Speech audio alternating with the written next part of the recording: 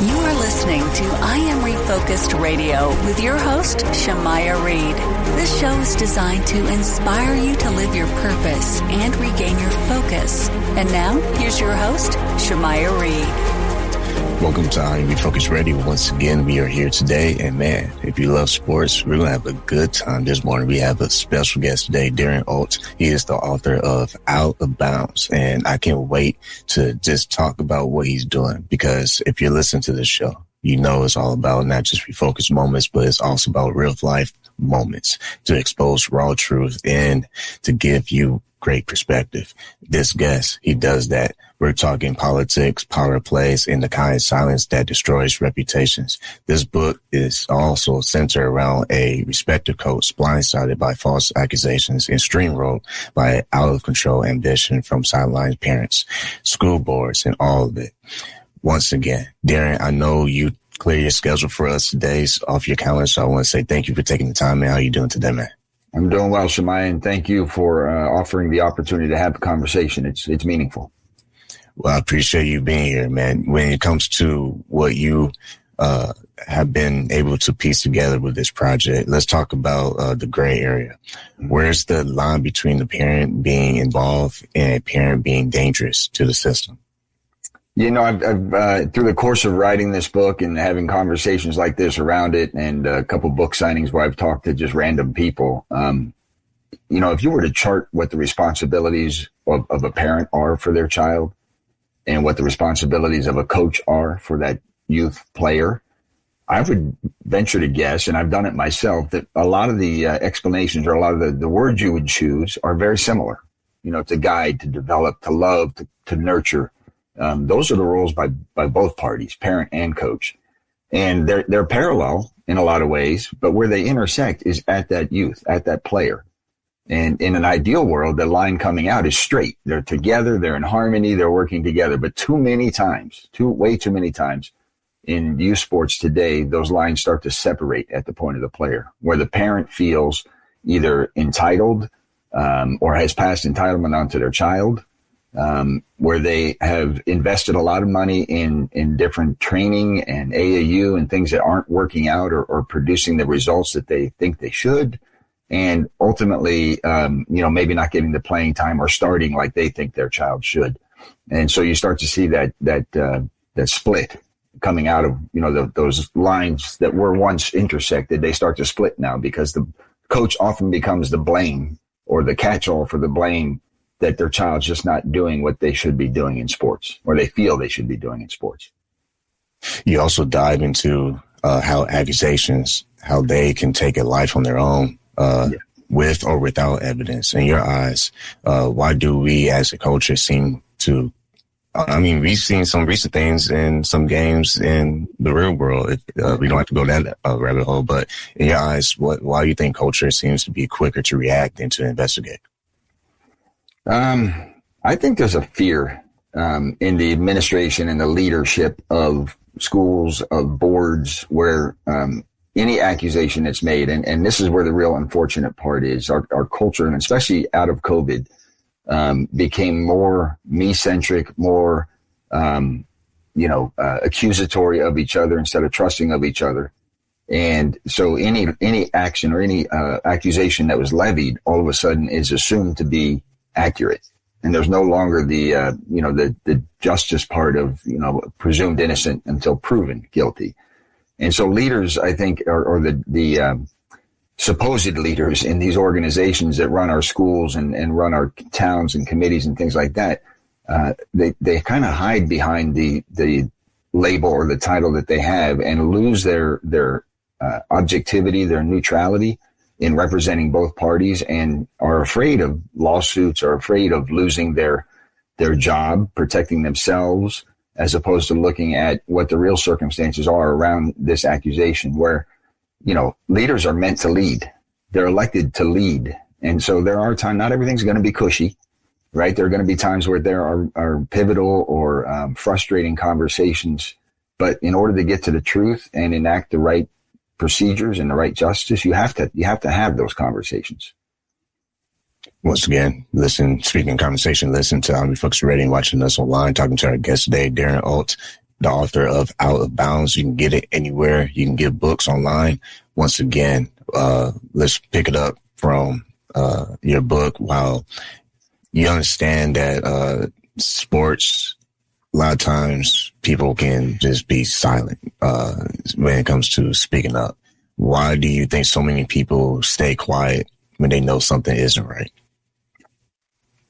Again, I think there's that measure of self in there that if it's not about me, then I don't need to worry about it. Fortunately, in my case, and I write about it in the book, where I was falsely accused of inappropriate touching by one player and her parents, who were not even on the varsity team, but felt like they should be, and didn't want to go through the efforts to earn their stripes and to be integrated into the team play. So they decided to take a very nasty shortcut, by accusing me of such vile actions. The fortunate part that I was starting to allude to is that every other family, every other player, every other parent involved did actually stand up and represent and asked, pleaded for the board to reinstate me and my staff, because we did nothing but treat their children with respect, with courtesy, with honor, develop them as young ladies, as young players, and really had a great team chemistry going. The unfortunate part about it was that, again, the board, the leaders didn't want to act. They wanted to just kind of let it ride. So there was a good number of people, one father in particular, who really stood up, very adamant about the fact that I did not do anything wrong. As a matter of fact, the accuser, it wasn't about inappropriate touching with her. She had accused me of inappropriately touching two other players, one of which was this gentleman's daughter. The man who was most vocal, who was most vehemently on my side, was saying that's absolutely impossible, never happened. Coach should be back on the sidelines.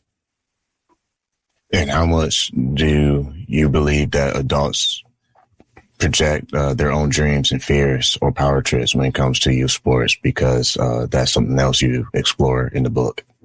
Yeah, unfortunately, it's way too much. I mean, and it's gotten worse. It's gotten progressively worse. And that's one of the things that inspired me to write the book, was I started to notice this trend of, and again, it's a handful at most of parents throughout a 33-year career. But nonetheless, there was this trend of increasingly angry or volatile interactions from parents. And a lot of times when you boil it down, it's something as silly as, hey, I'm on the athletic association and my son or daughter should have a free pass to make your team. And that's not the way the world works, right? Or, my kid's an 8th grader on a 7th and 8th grade team. They should start. They should be on varsity. Again, not the way it works. And going up, projecting into the high school situation, the one I just recently alluded to, because there were two other freshmen that were earning some time at the varsity ranks. Well, my daughter should have the right to do that too. She has the right to earn it, but the earning didn't happen, right? So I think there's a big part of that. I think parents historically have tried to live vicariously through their kids, where maybe, they didn't do as well in basketball, or even if they did, sometimes that's the worst case, when you have a star mom or dad and they expect immediately just through bloodlines that their kid is going to be a star as well. And so that gets frustrating. I've talked a few times around, the investment that parents make in training today is ridiculous. The amount of money spent in training, and not only training itself, but the multitude of trainers for one player. So one person could have 3-4 different trainers in their head, and then have to go talk to the coach and figure out what the coach wants too. And it just gets mentally and emotionally and physically straining on a child. But when parents don't see that investment turning around, all that money spent not reaping the reward for it, the rewards, I think they start to get a little frustrated and start to lash out as to everybody else is at fault. I've been spending all this money on training. And then, things like AAU, where there's a lot of money, a lot of time put into it, and AAU is not at the same level or standards of player development as it used to be. And just to follow up on that, when you look at parents who are doing it right, and they happen to have a star player, what are some of the differences that you see with how they are supporting their child? Because if you have a parent who happens to have a child who's kind of beating the odds and almost pouring themselves into a leadership role in the team, what are some of the differences you see how they handle that type of success?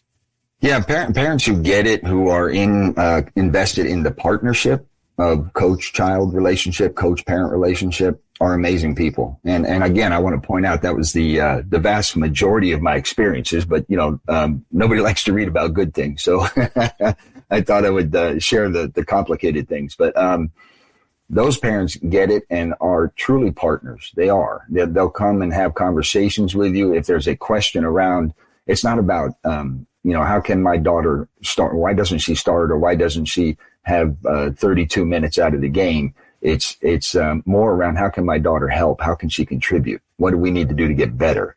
And that dialogue, those kind of questions, that conversation changes the scene dramatically, right? Where, again, if you go back to what we started with on the parallel lines, you're both working towards trying to help that child develop, not just as a player, but as a human being, as an adult who's going to be, have positive interactions when they leave high school and get through college and ultimately are out into the real world. And speaking of the real world, education doesn't stop on the court. It actually goes into the classrooms as well. You also explore in the book, you touch on school boards and politics in education. What's something most people don't know about how those systems work behind the scenes? Well, my whole experience and journey through what had happened at the very end of my career, what caused me to stop coaching, outside of having opportunities to coach, it caused me to stop coaching because it just left such a bad taste, was the ineffectiveness, the lack of willingness for the board to engage. And they're all elected to positions to lead and monitor and work through school issues and support both staff and student. Coaches are part of the staff and work through any disagreements. And they just absolutely wouldn't do it. For 40 days, Shemaiah, 40 days, I sat on the sideline without even knowing what exactly I was accused of. Nobody, and I'd start reaching out to the administration, starting with the principal at first, who was somewhat engaging at the beginning, but then eventually just started to ghost me like I was a problem. And all I wanted to do was get to the truth. Let's pull the people together in the room. Let's have a conversation, and get to the truth. But they all hid behind the phone, hid behind their a lack of leadership presence, because unfortunately at the time, the board that I was dealing with had a temporary superintendent, not the elected superintendent. So again, nobody wanted to step up and be accountable to decision making. It was easier for them to let things slide. And 40 days is the entire season.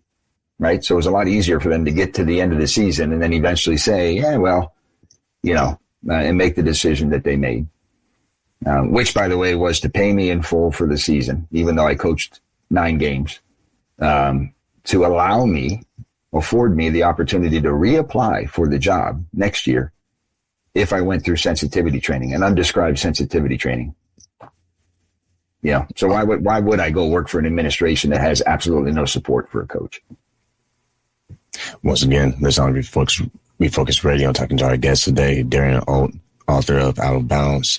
When you think about how, like you said, you've been saying throughout the show, good people can get steamrolled and blindsided, if you will. What helps, do you believe, based on your experience, help them to stand back up? And what do you believe help you personally keep your character as far as going through the whole process? Well, I think it always starts with a foundation of faith, right? You have to have the strength and character to understand who you are and be comfortable in who, and I knew who I was. And the family support I had was tremendous. Of course, families tend to rally around you whether you're right or wrong, which is a great thing, but they absolutely understood the circumstances and rallied behind me to provide the support necessary just to help me get through what was a pretty difficult 2-year process for me to actually kind of get to the point where I could get past it. What was really cool beyond those two things, faith and family, was the community of basketball in the New Jersey area who, within an hour of the accusation coming out, which at first was unsettling to me, that how are people outside of the school already aware of this? But within an hour, coaches, athletic directors, referees were reaching out to me making statements around, they absolutely know this is false, supportive statements. One guy even said to me, if the school's going to do this to you, who are they going to get to coach at that school? Which again was a testament and statement to their belief in my character. Eventually the press started to reach out to me and within the same day, which just blew my mind that all this was already out, and again, no protections for the person who's being accused. But yeah, the support of the community and the strength and not just on that day, but through the entire process, to the point where, and I've mentioned this before, I mentioned it in the book as well, go into great detail, where there was a school board meeting 2 weeks after the accusation, and 2 different occasions, a parent got up and read a letter on behalf of the parents. So they were signed by all but one set of parents and alumni parents for asking for reinstatement of me and my staff and supporting our character and our culture. And then another parent got up and read a letter on behalf of the players, all but one, including alumni players. Again, asking for my reinstatement, sharing the kind of respect and courtesy that their daughters were given every day. What kind of conversation do you hope that this book can begin in locker rooms, in board meetings, and in family homes? There's a lot of layers to that onion, Shemaiah. I mean, the first thing, if you're going to be a leader, if you're going to enlist yourself or offer yourself up for a leadership role, don't be afraid to lead. Be accountable, have what Jocko Willink calls extreme ownership. At the end of the day, when you're the one creating the mission and setting the goals, you're the one who's accountable for them. And as I said, the Homedale Board of Ed just absolutely lacked that direction, lacked that ownership, that accountability. So that's one thing, one conversation that people should have. For coaches, and parents alike, again, recognize that as a parent, especially, and I'm a parent, I have 3 kids, adult kids now, but it takes a village to raise a child. It really does. And when we're parents and we're sending our kids off to school, it's not just paid babysitting. You're asking teachers and administrators and coaches to help develop that child, to keep up the continuity of, hey, this is the value set of which I'm trying to have my kid grow with and develop as a young adult, and trust that the coaches, teachers, administrators are trying to help you do that same thing. Yes, there are outliers to every circumstances. There are bad parents, there are bad coaches, etc. There are bad players, but everybody, for the most part, is working together. So allow for that to happen, build that trust, enable your coaches and teachers to have to know that they have your backup, your backing when dealing with your child, as opposed to always trying to bail your child out. And then probably the last thing I would say, which was a mantra of mine as I coached over 33 years, is it's okay to fail. And a lot of times parents are just so guarded about their kids that they won't even let them fall down and skin their knee. They don't get to experience the pain and the anguish or the struggle and the frustration that is in life. So when they get into a sport and they're no longer the top dog on the court, they don't know how to deal with it. They don't know how to ask or have a conversation with a coach around, what do I need to do to get better? So those are the things I would offer. When you think about how this can also get players interested to read this book, what got tongue-tied. What kind of educational pieces do you hope that they can take away from your story? Because like we said earlier in the conversation, once they hit the real world, they have to either be prepared or, struggle. Yeah. Again, and this is the cultivation of a trusting relationship takes more than, it takes multiple sides. Everybody's got to be bought into that, and players especially. It's okay, or coaches are going to get frustrated. They're going to maybe even yell a little bit, but don't listen to the volume of what's being said to you. Listen to the context of what's being said to you, right? Recognize that when a coach is talking to you, they're trying to help you get better. So don't take it so hard, so personally that you lose the message in it, right? Challenge yourself to be better. Again, I always encourage my kids when we're doing drills, push yourself to fail. And they'd look at me like, you want me to fail? I say, yeah, I want you to understand where your limits are, and then we can work together on how to get through those limits.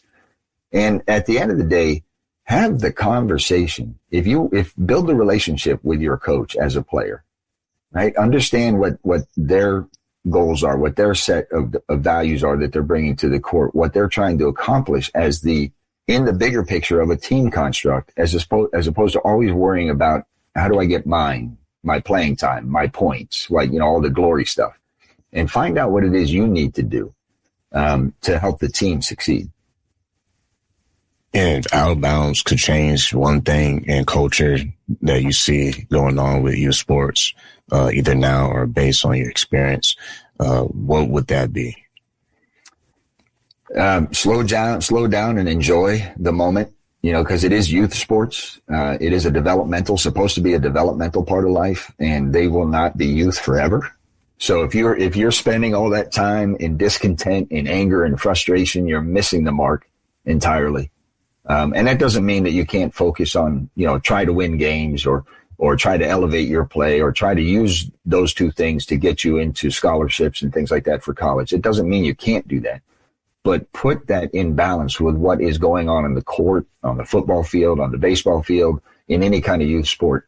It is a team environment, a team effort, with a coach who's trying to have everybody recognize the potential in themselves, certainly, but what role they play in the bigger picture as a team together. And if you can do that, you're going to be a lot more successful in life than those who don't. The last question for you before we go is, when you think about parents, and especially parents in youth sports, if you can say one message to parents, what they can do to get to know their child's coach, what are some things that you would hope that they would do and pay attention to understanding your book? It all starts with conversation. I used to, every year prior to the season, once I had figured out who the team was, I would hold a meeting. I would have the players sit with their parents, and we would talk through what my expectations were for the boys and girls that I coached, what they can expect from me in terms of protecting and helping develop their child in the game of sport and in life, and then open it up to questions around, what do they need to know from me? How can I help them, kind of thing.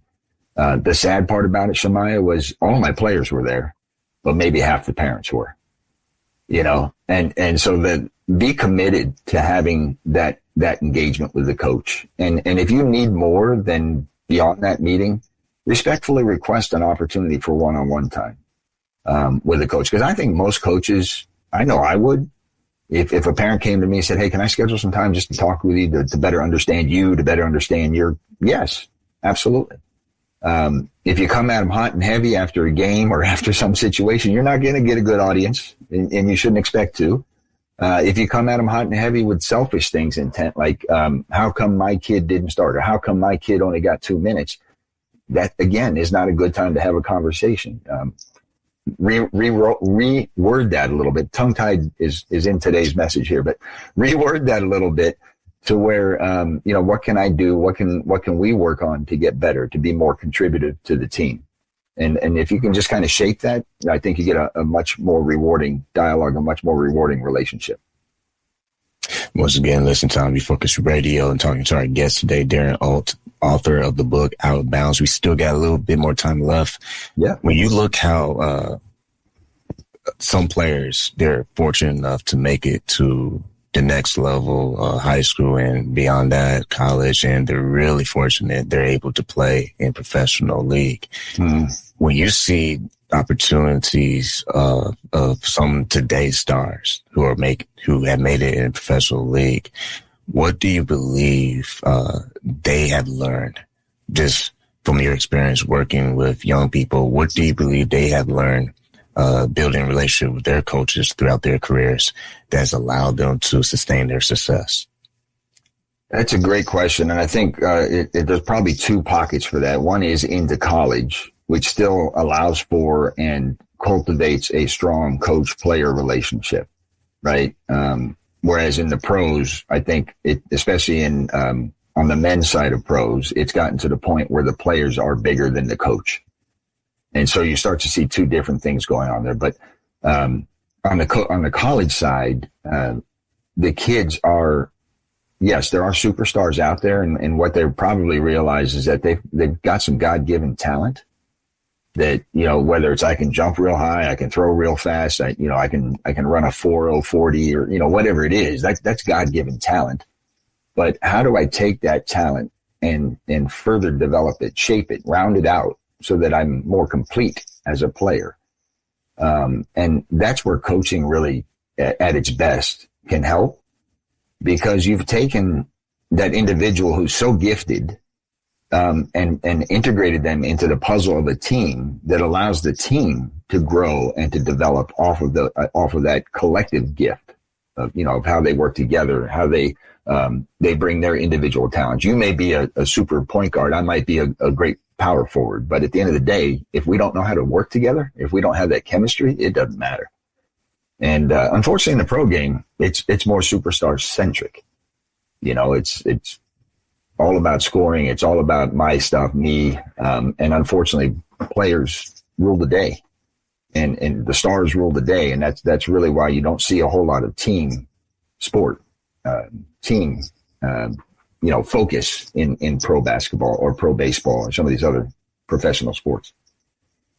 Once again, listen down to Be Focused Radio, watching us online, talking to our guest, Darren Ault, author of Out of Bounds. You can get it right now. It is available. I want to say to you, maybe if we can have you on again, man, I think this whole sports conversation is, it's a lot of things we can break down. And I know you can, especially as a coach, from a coach perspective. It would be cool if you had a podcast. I don't know if you have one, but if you had one on coaches, I think that would probably be a popular one. So listen, I love talking about this to anybody, anywhere, because I do think it is it's a cancer that's eating away at a very good thing, right? Starting with youth sports. So I would love to talk to you more about it, your audience more about it. I do actually have a podcast. It's me and my son, called Outside the Coach's Box, where he corralled me into, turning our, weekend conversations around football and baseball and whatnot into, let's do it in front of people on camera and on the mic. And so it's currently on Spotify, and there are some YouTube videos. I mean, we're just kind of scratching it out, but it's fun just to have the non-ESPN type conversation, dig a little bit deeper into the sport, to the people, the nuances to the game, etc. Well, I'm glad I asked. So what I'll do is, for our viewers and our listeners, I'll make sure to put a link to their podcast so you can check out what him and his son are doing. So I think that's awesome. But once again, talking to Darren Ault, author of Out of Bounds, like always, want to say to you, man, thank you for your time. Thank you, Shemai. I appreciate what you're doing, and keep up the good work.